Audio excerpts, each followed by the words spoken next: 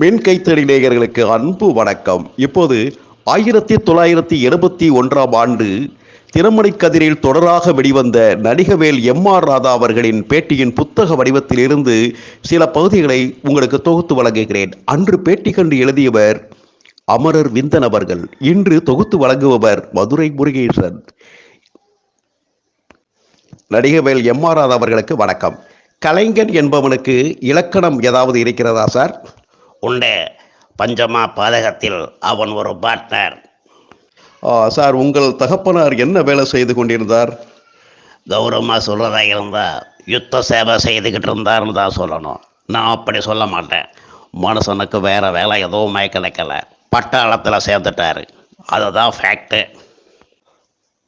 Sir, வசதியானவர்களுக்கு மட்டும் சட்டம் வளைந்து கொடுக்கிறதே. இங்கே மட்டும் இல்லை, உலகம் முழுவதுமே அப்படித்தான். ஜனங்க வெறும் சீட்டு கட்டுத்தானே, யார் எப்படி வேண்டுமானாலும் கலைத்து போட்டு ஆடலாம். சார், துடுக்குத்தனமான உங்களை எப்படி வேலையில் வைத்து கொண்டார்கள்? சும்மாவா? ஆக்டர், எலக்ட்ரிஷியன், மெக்கானிக், டிரைவர், இத்தனை வேலைகளும் எனக்கு தெரியும். சாப்பாடு போட்டு மாதம் 5 ரூபா தானே சம்பளம். இந்த சம்பளத்துக்கு என்ன விட்டா சாந்த சுரூபியான மகாத்மாவா வேலைக்கு வருவாரு. சார், நாடக கலைஞர்களுக்கு என்ன மாதிரியான மரியாதை இருந்தது? கூத்தாடி வைத்தை வளர்க்க வந்த கோமாளிங்கன்னு, கூத்தாடியே வைத்த வளர்க்க வந்த கோமாளிங்கன்னு சொல்லி எங்களை ஆதி திராவிடரை ஒதுக்கி வைக்கிறார் போல ஒதுக்கி வைப்பாங்க. ஊருக்குள்ள ஏதாவது ஒரு பாலடைஞ்ச வீடு இருந்து அந்த வீட்டுக்கோ யாராவது ஒரு பெரிய மனுஷர் சிபாரிசு செஞ்சால் அது எங்களுக்கு கிடைக்கும். அந்த வீட்டையும் எதுக்காக கொடுப்பாங்கன்னா, அதுக்குள்ளே இருக்கிறதா அவங்க நம்பிக்கிட்டு இருக்கிற பேயும் பிசாசும் எங்களை அடித்து திங்கிறதா இல்லையான்னு டெஸ்ட் பண்ணி பார்க்குறதுக்காகத்தான் கொடுப்பாங்க. சார், உங்களுக்கு திருமணத்திற்கு பெண் கிடைக்கவில்லையாமே? பெண் பார்த்த இடத்துலலாம் கூத்தாடிக்கு பெண் கொடுக்க முடியாதுன்னு சொல்லிட்டாங்க. அப்புறம் பையன் கூத்தாடி எல்லாம் மெக்கானிக் அப்படின்னு சொல்ல பெண் பார்க்க ஆரம்பித்தாங்க. விழுப்புரத்தில் ஒரு பொண்ணு சரஸ்வதினு பேர். அவள் அப்பா ரயில்வேயில் டிராப்ட்ஸ்மேனாக இருந்தார். அவரை பிடிச்சாங்க. பையன் மெக்கானிக்காக இருந்தால் பார்க்கலாம்னு அவர் சொல்ல, அவரை ஒரு நாள் வர சொல்லிட்டு என்கிட்ட வந்தாங்க.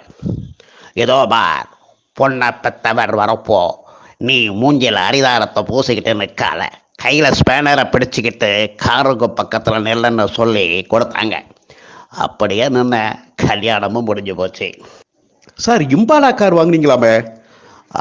அதன் விலை ஏறக்குறைய ₹1,00,000 இருக்கவே ஹை சொசைட்டியில் அதுக்கு ஏக மதிப்பு இருந்தது. அது எனக்கு பிடிக்கல. வர்ணம் அடித்த தகரத்துக்கா இவ்வளவு மதிப்புன்னு நினச்சேன்.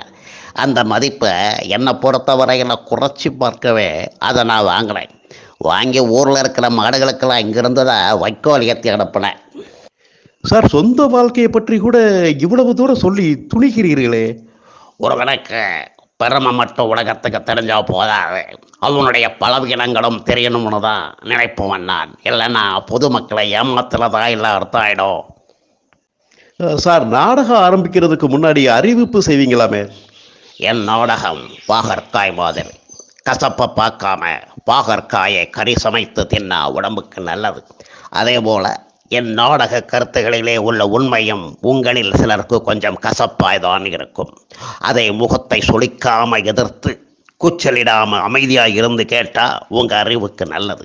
எங்களுக்கு அறிவு வேணாம்னு யாராவது நினச்சி கலாட்டா செய்கிறதா இருந்தால் அவங்க தயவு செய்து டிக்கெட்டை தியேட்டர் கவுண்டரில் கொடுத்துட்டு பணத்தை வாங்கிட்டு வீட்டுக்கு போயிடுங்க. சார், மிக அதிக சம்பளம் வாங்கினீங்களாமே? பெருமாள் முதலியார் என்னை வச்சு படம் எடுக்கணும்னு வந்தார். பல கண்டிஷன்ஸ் போட்டேன். கடைசியாக சம்பளம் KP சுந்தராம்பாளுக்கு வாசன் ₹1,00,000 கொடுத்துருக்கிறாராம். நீங்கள் 25,000 கூட சேர்த்து 1,50,000 கொடுக்கணும். கொடுக்க முடியுமான்னு கொடுக்குறார். அப்படியே கொடுக்கவும் கொடுத்தார். சினிமா உலகில் முதலாக ₹1,50,000 வாங்கிய நட்சத்திரம் நான் தான். சார், ஹீரோ வில்லனுக்கெல்லாம் எவ்வளவு சம்பளம் கிடைக்கும் அப்போ?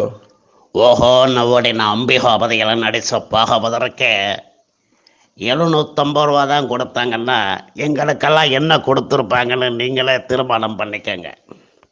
சார் அப்போ ஒரு படத்தை எடுத்து முடிக்க என்ன செலவாகும்? ஏறக்குறைய 30,000 ரூபாய் செலவாகும். அதையே முழுக்க போட்டு முடிக்க முடியாம அடுத்த படத்துக்கு அட்வான்ஸ் வாங்கி போட்டு தான் அடிப்பாங்க. சார் உங்களுக்கு விரோதிகள் உண்டா? என்னைக்கும் விரோதின்னு எனக்கு இதுவரையில் யாரும் இருந்தது கிடையாது. அதே மாதிரி என்னைக்கும் நண்பன்னு எனக்கு இதுவரையில் யாரும் இருந்தது கிடையாது. சுருக்கமாக சொல்கிறேன், என்னதான் தலைகீழாக நின்னாலும் மனுஷன் தெய்வமாக முடியுமா? மனுஷன் மனுஷனாக தானே இருக்க முடியும். அது மட்டுமா, ஒரு மனுஷன் செஞ்ச தப்புக்கு அவன் மனசு அவனுக்கு கொடுக்கிற தண்டனைக்கு மேலே வேற யாரும் எந்த கோர்ட்டும் கொடுத்துட முடியாதுங்கிற என் அனுபவத்தில் நான் கண்ட உண்மை. சார் நீதி பற்றி என்ன நினைக்கிறீங்க? நீதி எப்பவும் தூங்கிக்கிட்டு தான் இருக்கு. நாம் போய் எழுப்பினாதான் அது கொட்டாவி விட்டுக்கிட்டு எழுந்து வந்து என்ன அப்படின்னு கேட்கும். இது தெரியாமல் சில பேர் நீதி தூங்காதுன்னு சொல்லிக்கிட்டு இருக்காங்க. சார் நாடகத்தை நீங்கள் எப்படி மதிச்சிங்க? நாடகம் சிலருக்கு கலையாக இருக்கும், சிலருக்கு தொழிலாக இருக்கும். எனக்கோ அது கலையாகவும் தொழிலாகவும் மட்டுமல்ல, தொண்டாகவும் இருந்தது. தொண்டுன்னா நான் வேற எந்த தொண்டையும் சொல்லலை, சமூக சீர்திருத்த தொண்டைத்தான் சொல்றேன். நன்றி நேயர்களே, மீண்டும் ஒரு சிறப்பு தகவல்களில் உங்களை சந்திக்கிறேன். நன்றி, வணக்கம்.